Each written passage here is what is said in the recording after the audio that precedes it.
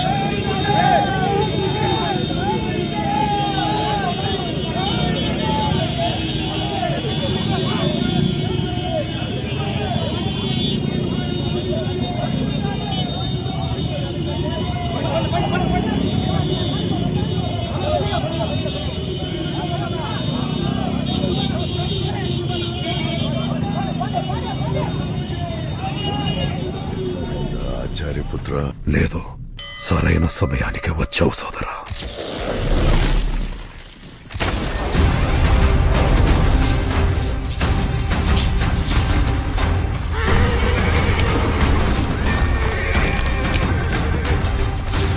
తను సామాన్య యోధుడు కాదు, తన కళ్ళల్లో సూర్యుని తేజస్సు,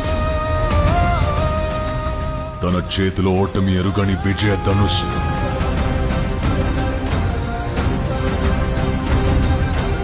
తన పేరు చరిత్ర.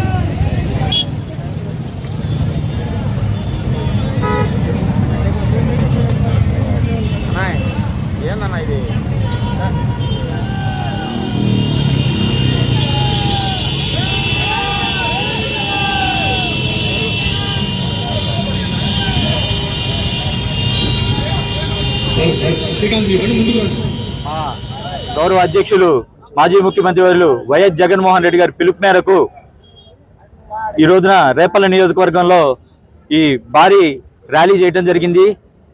ఈ కూటమి ప్రభుత్వం డిఎస్సి విద్యార్థుల్ని ఎంత దగా చేసిందనేది ఈ రోజున మనం అందరం చూస్తున్నాం. ఎందుకనంటే యువత ఎంతో కోరికలతో ఎంతో వాళ్ళ భవిష్యత్తును ఊహించుకుని ఈ పరీక్షలు రాస్తారు.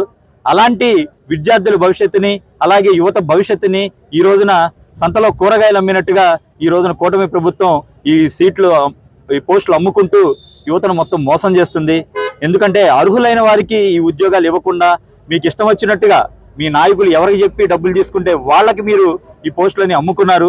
ఇది రాష్ట్ర ప్రభుత్వం మొత్తం, ప్రజలు మొత్తం గమనిస్తున్నారు. అట్లాగే కోర్టులో కూడా దీని గురించి త్వరలో ఒక కబురు రాబోతుంది.